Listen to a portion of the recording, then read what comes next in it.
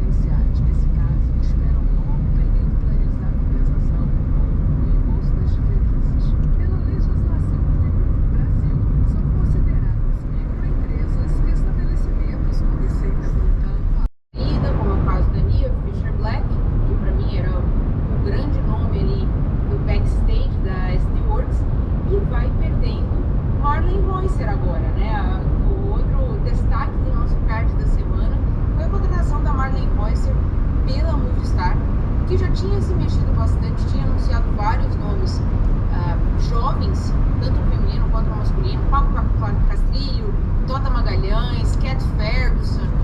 Tá um time muito redondo, mas muito jovem, e de repente aparece um nomezão com muita experiência para capitanear esse time aí. Com a Liane Lippert, né, na declaração dela da contratação, inclusive ela fala que está chegando com todo o gás para ser líder da equipe, né? Então, uma baita contratação, né, Álvaro? O que você achou aí desse nome da Marlen Reusser para Movistar?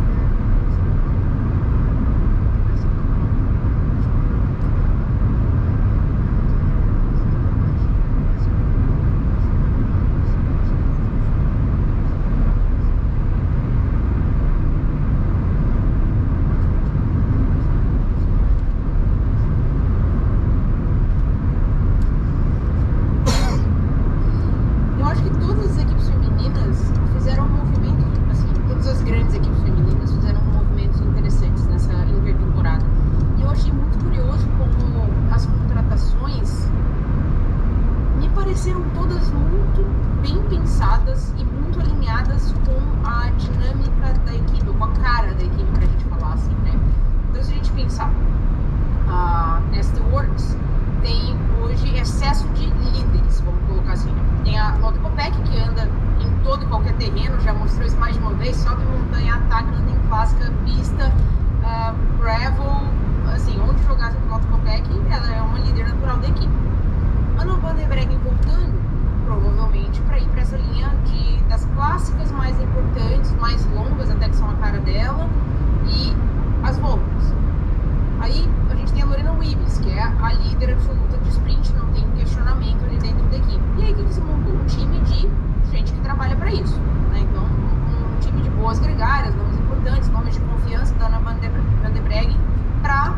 suportar esses 3 grandes nomes que tem ali na equipe.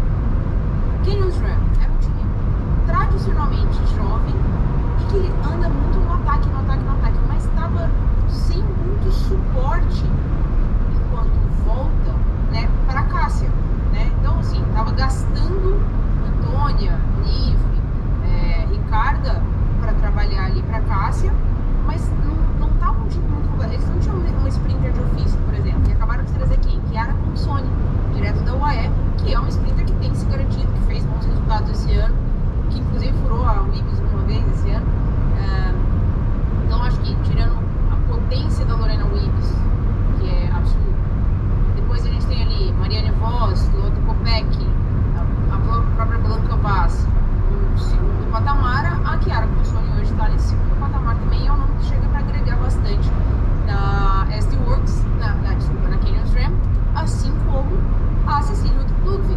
Então agora eles têm 2 atletas andando bem na GC, que sabem escalar, que andam bem em clássico também. Lembrando, Cecília foi 3ª colocada no Mundial de 2023.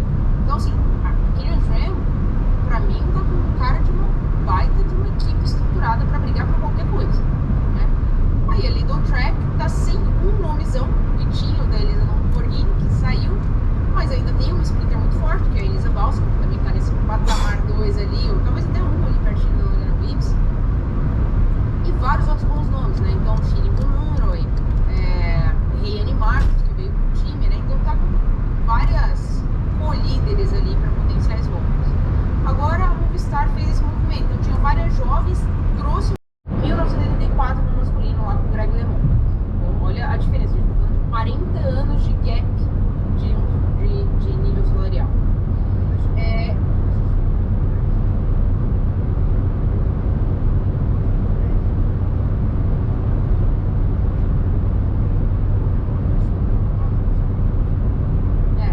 Mas ainda assim são 40 anos de gap, né? Então, assim, é um número muito absurdo. Se a gente pensar que o Pogacar agora acabou de anunciar a renovação contratual dele até 2030 na UAE, e que a UAE é um time com um orçamento de 60 milhões de euros por ano, enquanto a maioria dos times femininos não tem orçamentos na casa de 3 milhões de euros, 4 milhões de euros, né? É menos do que o Pogacar sozinho. O Pogacar sozinho poderia bancar basicamente o World Tour feminino inteiro. A conta é mais ou menos essa.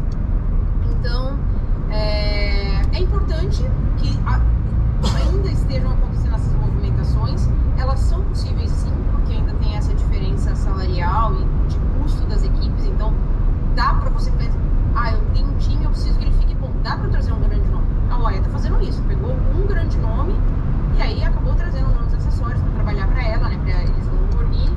Mas é isso. Você faz uma injeção de dinheiro com uma boa contratação, dá pra fazer coisas legais.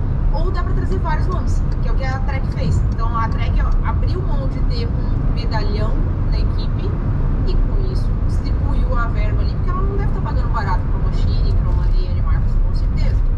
Mas ainda é viável montar um super time equilibrado e a Movistar fazendo um movimento bem pontual, né? Paga barato em vários talentos, tem uma aposta, porque isso. Aí você tem um Series, que tem uma série de provas que valem pontos para o ranking. E, obviamente, o campeonato mundial vale muito mais pontos nesse ranking. E os campeonatos continentais um pouco menos, e os campeonatos menores menos ainda. Então, esse ano a gente vai ter o campeão mundial de Ironman, que foi a Laura Philipp, no feminino, e agora o Patrick Lange, no masculino. E a gente vai ter o campeão e a campeã do Ironman Pro Series, que é desse ranking. Quem chegou na frente aqui em Kona foi o Matt Hanson, americano, que já tinha pontuado com uma prova a mais que a maioria dos atletas. Fez um top 10 aqui, vai se manter ali bem pertinho do pódio, mas com o peso do campeonato. O Patrick Lange foi campeão continental, né, no Ironman Texas, que foi o North American Championship, e agora foi campeão mundial aqui. Provavelmente o Patrick Lange vai acabar ganhando nas duas frentes, no Pro Series e no campeonato mundial.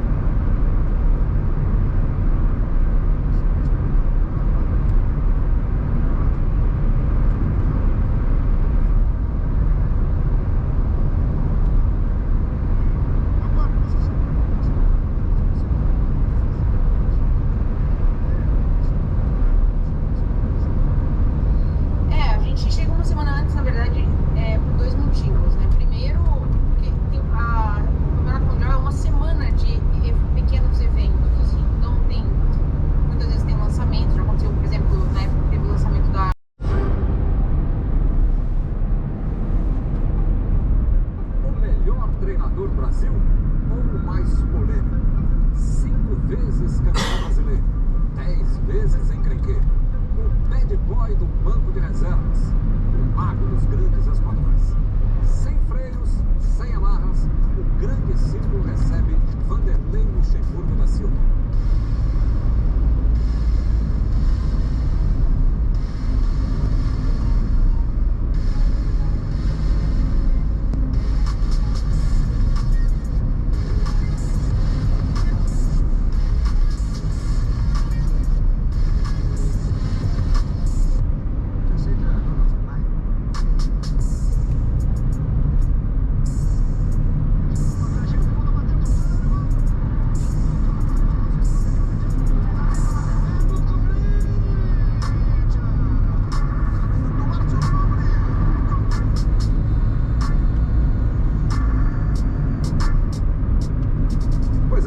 Aqui na sabatina deste grande treinador do Brasil, nós escalamos também uma seleção aqui, né? Começando com o repórter Mauro Naves, que desde há muito acompanha a carreira do Vanderlei Luxemburgo.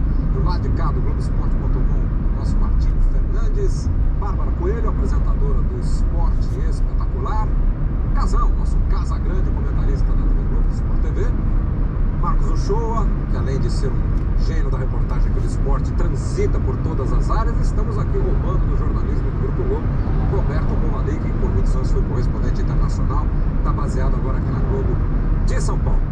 Luxemburgo, para a gente começar a entrevista, eu queria que você, nós vamos começar um pouquinho diferente aqui hoje, eu queria que você olhasse ali no telão atrás de você a imagem que nós vamos mostrar agora. Esse é o jogo, o último jogo que o Vanderlei Luxemburgo comandou como técnico do esporte em outubro de 2017. Luxemburgo, a gente pega o seu currículo, você é um dos mais importantes ganhadores da história do futebol brasileiro, são 5 títulos do Campeonato Brasileiro, você tem 13 campeonatos estaduais, Copa América com a seleção brasileira. Então nós temos essas duas informações, um currículo impecável de uma geração que muitos ainda estão em atividade aí, o pessoal da sua faixa de idade. E essa outra informação que a gente viu aí, há mais de um ano, praticamente 13 meses, que foi o seu último trabalho como treinador de campo de futebol. Por que as coisas não estão se encontrando? Por que o Luxemburgo há tanto tempo está fora do mercado de futebol? É mais profissional para formar uma comissão técnica, para fazer um grande trabalho. Hoje você vai no clube, você precisa, pode ir sozinho, ou no máximo com assistente. Não precisa mais você formar, porque os clubes têm. Hoje que eu comecei, centro de treinamento, que na época não tinha o São Paulo. Hoje o São Paulo levava uma grande vantagem sobre as outras equipes, era o grande clube da época. Aí os outros foram construindo o Santos, depois foi para o Cruzeiro, foi no Corinthians, lá em Itaquera, que o pessoal não queria nem treinar em Itaquera, sabe disso? Deu uma discussão muito grande, quem treinava no Parque São Jorge, e era perto. Aí teve um jogador, não vou falar o nome, falou para mim assim, pô, mas não treinar mais 20 km da Itaquera para frente, pô, muito longe, dá para ser no Parque São Jorge? Não, vai ser lá. Pô, mas meu camarada, você pegava trem, agora você tem BMW, você quer o quê? Pô, tem que ir. Então, eu acho que eu trouxe muita coisa pro futebol, isso é uma coisa legal. Então, quando eu discuto isso, não é que eu quero mostrar de ultrapassado, nada a ver uma coisa boa. É que eu não vejo novidade, certo? Eu vejo aperfeiçoamento, né? Você tá com as coisas bem mais, o computador que eu usava antigamente, não é o mesmo que você tem hoje, a velocidade, uma série de coisas. Então eu vejo isso tudo como um avanço tecnológico, certo? Mas as coisas estão todas aí, que na época era fisiologista, que sempre fisiologista, futebol, psicólogo, quando vai trabalhar do meu lado. Aí você vai vendo, a análise de desempenho na época, filmagem que eu fazia na época, eu fazia 2 câmeras paradas para poder filmar um lado e o outro, depois fazer edição. Então nada disso para mim é novidade. Só que hoje é mais moderno. Hoje eu contratei, por exemplo, na época, eu contratei Datafolha para poder fazer o scout meu. Era o único que fazia, era a Datafolha que fazia. Eu contratei eles para fazer naquela época, dar os dados, por exemplo, jogar Flamengo e Fluminense. Eu queria ter os dados do jogo, então eu tinha que ter contratado alguém que era a única que fazia. Martim, por favor. Vanderlei, olhando para trás, assim, que decisões que você tomou na sua carreira que hoje você não tomaria? Ou do que você se arrepende na sua carreira? Não sei o quê. Tá bom, então vamos descansar. Tinha mulher na concentração, com um jogador de futebol, só que não eram os meus, veio de fora. Pronto, aí pronto. Aí surgiu o seguinte, o Grêmio ganhou porque tinha mulher na concentração e foram estar com, não tinha nada a ver com o meu time que estava concentrado. Não, assim, surgiram muitas conversas depois dessa final e veio, muitas delas veio de dentro do Corinthians mesmo, sabe, de jogador. Mas eu estou falando para você, não teve, eu tô te falando. Não, eu tô falando, eu acredito. Não, porque você está falando, eu tô te falando, não teve, você está falando que surgiram, mas não teve. Eu estou te falando que não teve. Mas tem opção de jogador, por exemplo, tem jogador, você sabe como é que funciona, tem jogador que tá jogando ou não tá jogando, tem jogador que quer falar uma coisa, tem jogador que tem rivalidade um com o outro, aí o cara começa a falar que perdeu isso por causa daquilo, começa a jogar, começa fora que não tem nada a ver, eu não vou entrar no nome disso aí, que aí vou falar nome do jogador, falar uma série de coisas que os seus jogadores começaram a falar uma porção de coisa. E não, eu tô falando pra você, não teve absolutamente nada. Então não teve nenhuma briga sua com o Marcelinho não teve briga naquela noite? Não teve briga com o Marcelinho, com ninguém, cara, certo? O time simplesmente perdeu pro Grêmio porque o Grêmio jogou mais do que a gente. Aí fizeram daquilo ali uma história que não tem nada a ver. Eu tô te falando isso aí. Sim, eu acredito. Você, na época em que você estava no auge, existiam alguns treinadores que faziam sucesso no Brasil, assim, é como se fosse um grupo seleto. Hoje em dia tem espaço para outros treinadores chegarem, tentarem trabalhar, enfim, colocar um estilo de jogo diferente, mas ao mesmo tempo ainda a gente trata o treinador vencedor, aquele experiente, não só experiente de campo, mas também experiente de vestiário. Hoje, com toda a sua experiência, se você tivesse que escolher um clube para brasileira, a última seleção brasileira. Quantos jogadores daquela seleção brasileira que jogou na Copa do Mundo agora jogariam no meu time de 93? Uma boa pergunta. Qual que você achou melhor, Palmeiras? Uma pergunta bem, assim, você entendeu, momentos do futebol. Eu vou de 93, o baita time, o time Ou de 96. 93 era melhor. 93. Porque o 96 jogou pouco tempo, 5 meses, então não deu pra poder afirmar se era bom, fantástico, fez gol pra caramba, mas não sabia se ia dar continuidade, né? O 93 era um baita time. Andrei, você com a sua visão de treinador, desculpa. Só para concluir fala assim. Então, por exemplo, o Gabriel. Não vi sua mensagem, você pode dar um toque, pode me ligar no WhatsApp, beleza? É porque eu tô fazendo as coisinhas aqui, limpando as paradinhas aqui. Show, meu brother. Rapaz, já tô aqui, saí do Gomes aqui, que eu passo pelo Gomes, tô pegando a pista principal aqui já. Acho que 5 minutinhos, tô aí no máximo.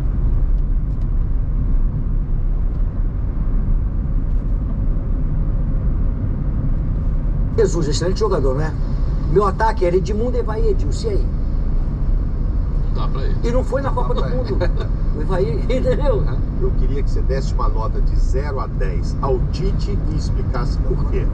Nota eu não acho justo dar nota. Tá, enfim, que avaliação você faz do técnico da seleção? Eu acho que o Brasil, eu acho que eu participei do programa Bem Amigos, eu acho que eu falei isso aí. Eu acho que o Brasil era candidato a essa Copa do Mundo, ou na próxima Copa do Mundo, essa geração praticamente vai ter 90% jogou a Copa do Mundo passado, jogando a próxima Copa do Mundo. Vai ter 80%, 90% repetindo. E isso faz você conquistar. Vai depender de uma série de coisas, mas faz você se levar à conquista.